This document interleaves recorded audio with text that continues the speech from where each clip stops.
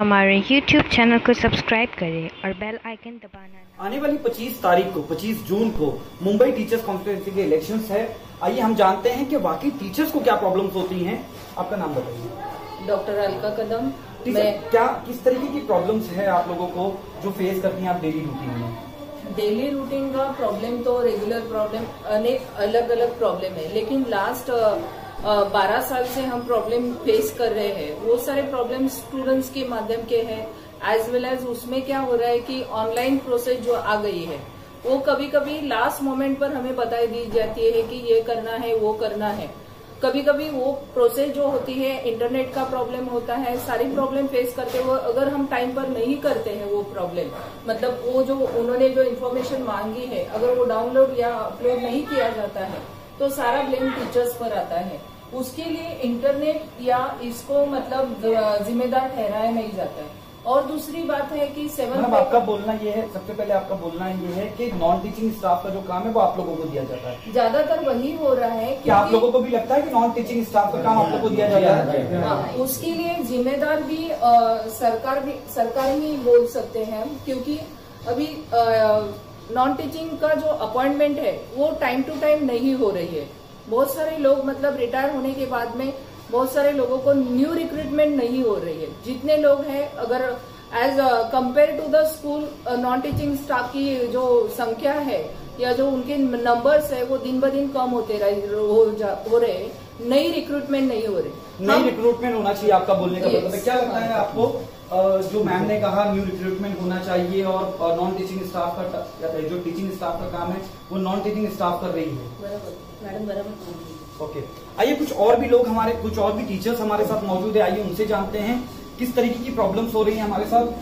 Sir मौजूद है। Sir आपका नाम बताइए। मैं शीतल प्रसाद बड़गुजर, और मैं इस इशू पे बोलना चाहता हूँ कि जो नए टीचर्स है मतलब नवंबर 2005 से जो टीचरों को अपॉइंट किया गया है उन टीचरों को किसी भी प्रकार की शाश्वती नहीं दी जा रही है। उनका पेंशन का जो इशू है वो 12 साल से ऐसा ही लटका हुआ है।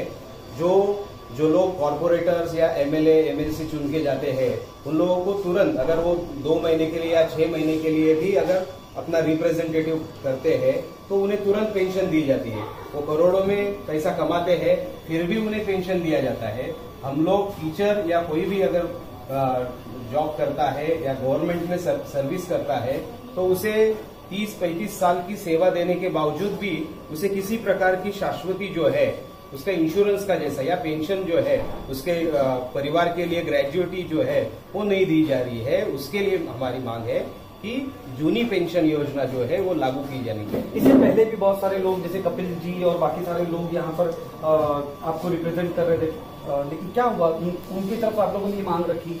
नहीं, बहुत बार हमारी संगठनों ने उनके लिए कोशिश की, लेकिन किसी भी प्रकार का जो टीचर्स एमएलसी है या कोई भी जो एमएलए है वो ये जो समस्या है ये समस्या पे उतना काम नहीं कर रहे हैं और उसके वजह से हम लोगों का विश्वास उनके ऊपर अब नहीं है।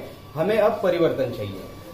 टीचर्स की मांग ये है कि जो पेंशन मिलना चाहिए, बेसिक रिक्वायरमेंट है टीचर्स की, वो नहीं मिल पा रही। बहुत सारे टीचर्स और मौजूद है हमारे साथ। आइए जानते हैं इनसे क्या और प्रॉब्लम है। सर मैं अभिमान पाटिल आपसे बात कर रहा हूँ। जैसा कि जो डॉक्टर लोग हैं उनको सरकार की ओर से प्रोटेक्शन दिया जाता है, लेकिन हम जो टीचर लोग हैं उनके लिए सरकार के पास प्रोटेक्शन के लिए कोई प्लान है ही नहीं। जितने भी कानून बने हैं राज्य सरकार के हैं या केंद्र सरकार के, ये सब टीचर लोगों के अगेंस्ट है।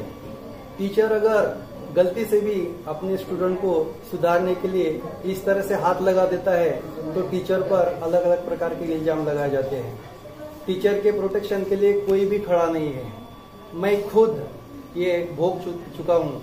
मेरे खिलाफ एक स्टूडेंट ने इस तरह से एक कंप्लेंट किया था, वो बोगस कंप्लेंट था, बराबर। और वो जो प्रसंग है उसमें मेरे पर खुद पर क्या बीती ये मैं बयान नहीं कर सकता।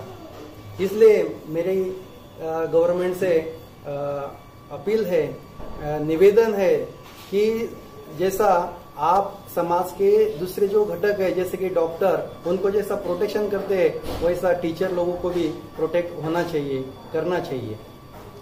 7 पे के परिवार के लिए ग्रेजुएटी जो है वो नहीं दी जा रही है, उसके लिए हमारी मांग है कि जूनी पेंशन योजना जो है वो लागू की जानी चाहिए। इससे पहले भी बहुत सारे लोग जैसे कपिल जी और बाकी सारे लोग यहाँ पर आपको रिप्रेजेंट कर रहे थे, लेकिन क्या हुआ, उनकी तरफ आप लोगों ने ये मांग रखी?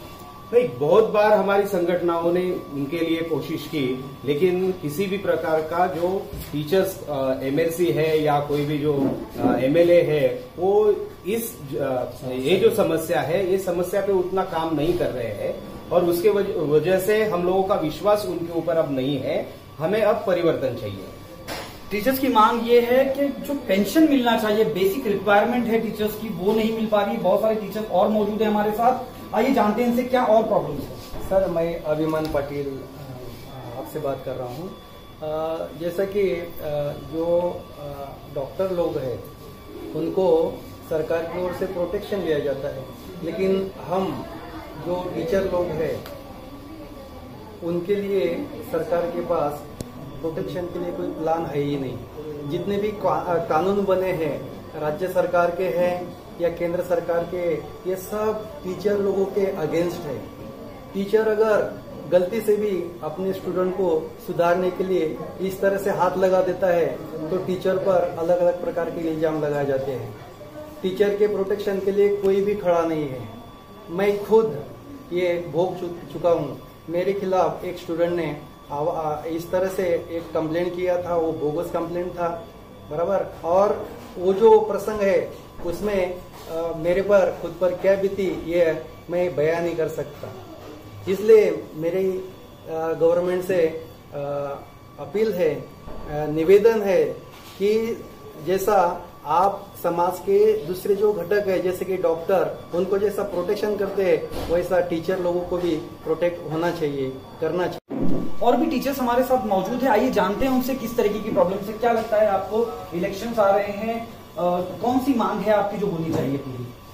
सर, अभी 7 पे अभी लागू नहीं हो रहा है, मतलब सेंट्रल गवर्नमेंट को तो किया है। अभी हम तो भारत माँ के सभी सपूत हैं, तो उनको उनकी तरफ एक न्याय किया, हमारी तरफ अन्याय हो रहा है, तो ऐसा नहीं होना चाहिए।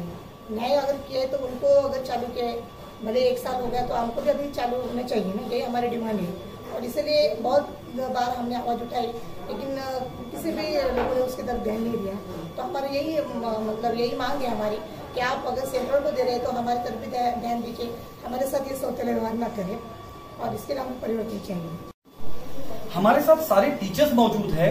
सारे टीचर्स का मानना ये है कि बहुत सारी तकलीफें, जैसे पेंशन्स को लेकर तकलीफ हुई, नॉन टीचिंग स्टाफ का काम टीचिंग स्टाफ को करना पड़ रहा है, इसके साथ जो है 7 पे कमीशन की बात कही लोगों ने। लोगों का कहना ये है कि सबसे ज्यादा जरूरी आज के दौर में परिवर्तन चाहिए, क्योंकि पुराने जो लोग हैं वो लोग काम नहीं कर पा रहे। अबरार चौधरी, गली न्यूज।